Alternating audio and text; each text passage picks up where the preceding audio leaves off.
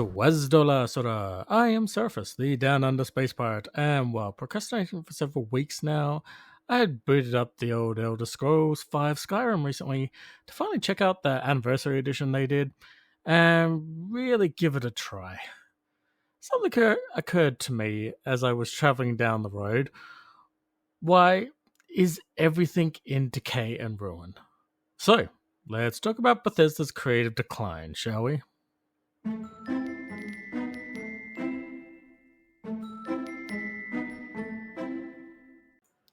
So, what do I mean? Well, I'm going to plunder some image examples from the UESP just quick, but I'm going to show off some examples from the last three Elder Scrolls games: Morrowind, Oblivion, and Skyrim. In Morrowind, towns and cities on the island of Vardenfell are built, maintained, and sustained by guilds and services that are maintained in-game. The Imperial forts of Morrowind are likewise well maintained and are always staffed by members of the Imperial Legion. The only ruins we find in Morrowind are the no longer in use Daedric Shrines and many of the Dwemer buildings. Then we go to the Oblivion. The main cities of Cyrodiil are pretty well maintained, but many of the towns in the region and all the forts across Cyrodiil that are meant to be stationed by the home guard of the Imperial Legion are just ruins. And I haven't even gotten to the alien ruins yet. But the Imperial Legion is meant to be at their strongest in Cyrodiil, and yet we see barely anything. All the main roadways and travel routes are frequented by bandits, and this is all before the first Oblivion Gate opens. You can't blame the assassination of Euroseptim VII on this, because word would have barely gotten out. Which, if you excuse a quickish side tangent here, how the hell did that happen? I thought the Emperor was meant to be protected by not only the Blades, but the best Imperial battle mages of the Empire. How did they let that piss-weak assassination happen? Also, only 3 Blades protecting the Emperor? I get that a single Blade operative is more skilled than most Grand Masters of the Fighters Guild, but really? Also, if information was passed along so quickly that Uriel's heirs had been murdered and they needed to get the Emperor to safety, but they could only get 3 blades to him and no Imperial battle mages? I call lazy story writing, I'm sorry. Anyway, finally we arrive at Skyrim, land of the not Viking Nords, and fucking everything is in ruins.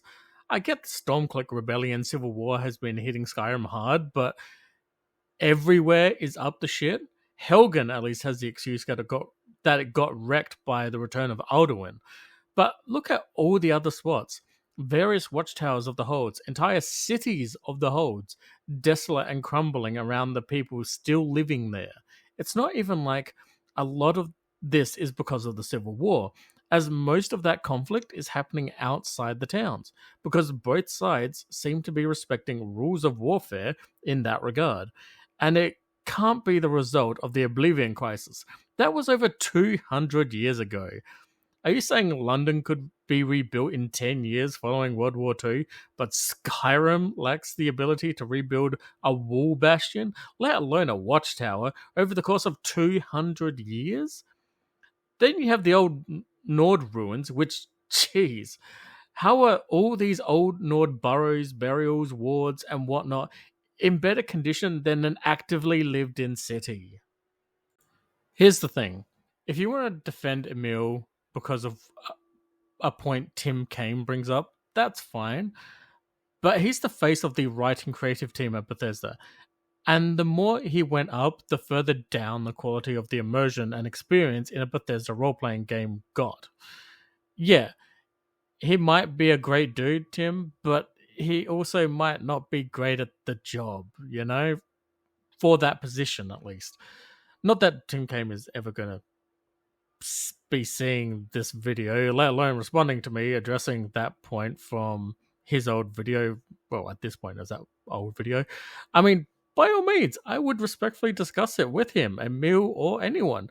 But from looking into it, watching Bethesda's marketing videos, documentaries, and interviews with people from Bethesda or who are friends with people at Bethesda, yeah, everyone seems lovely, great. That doesn't mean that they're good at their jobs. But honestly, Emil's talk from that Game Expo presentation that he said, "Why should I write thousands of lines of dialogue when everyone's just going to skip over it? Just tell them what they need and where to go to get it." And yeah, everything in Skyrim 100% feels like fetch quests. And you can have a point about that kind of writing a design scheme, Emil, but not when your company is literally known for role playing video games. And it says something when Bethesda channels on YouTube can make more lore dive videos on Doom than on Fallout and Elder Scrolls. Which the Elder Scrolls is actually your company's game. You invented that one.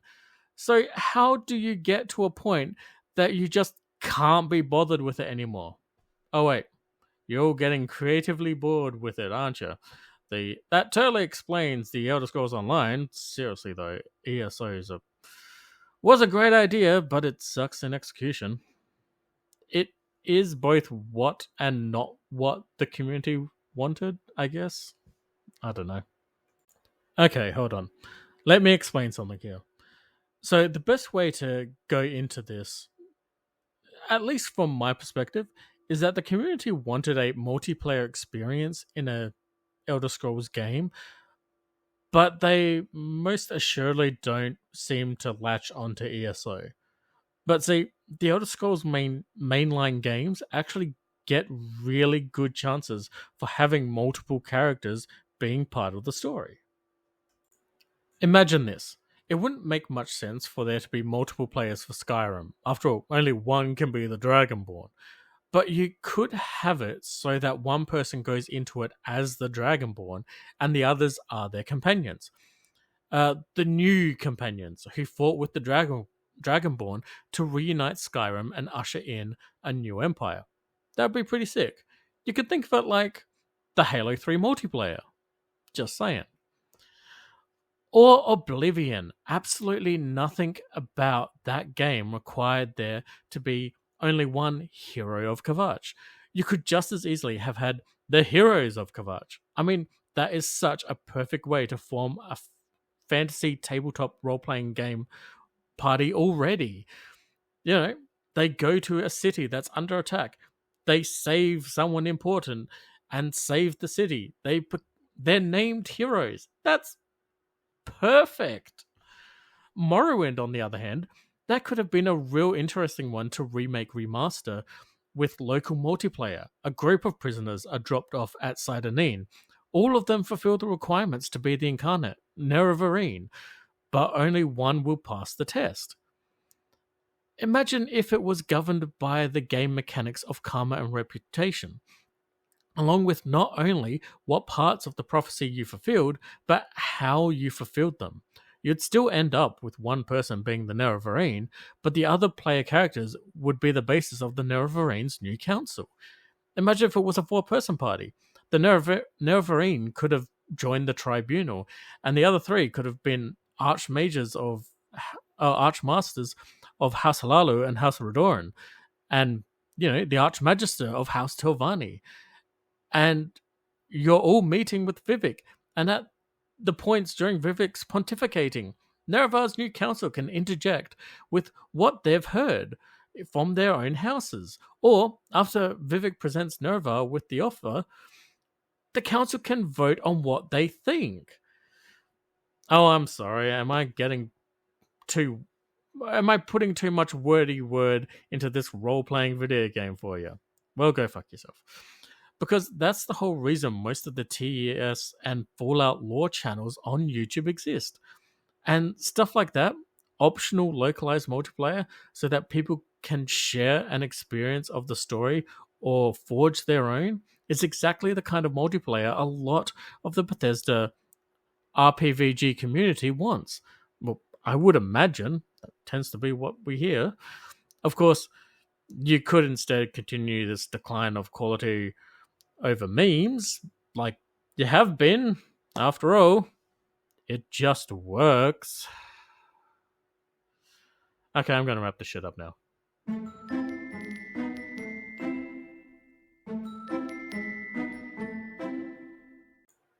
I think Bethesda has a chance to make good games still. I don't think that their current direction works for that end though, especially with how everything about Starfield. Ugh. I feel like the people of id Software need to take lead as the Bethesda main studio company, and BGS needs to be put into the doghouse. But regardless, with Bethesda and their continuing direction, I know I won't be using them as a source of inspiration again.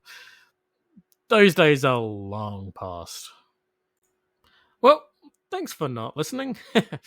I know it's been a bit since I did a proper video. Things are just chaos right now, and trying to navigate doing this when, well, let's be fair, it was always a hobby, has been a bit of a shit of late. Plus, just not been feeling like some of the topics I want to bring up are the right mood I want to go for. I don't think this one was the right mood either, but you know, I feel like there were some good points in it, which is why I ended up doing this video. Anyway, hopefully I will have another video in a week's time and I can get back on track with this whole schedule thing. Anyway, later, Space Dogs.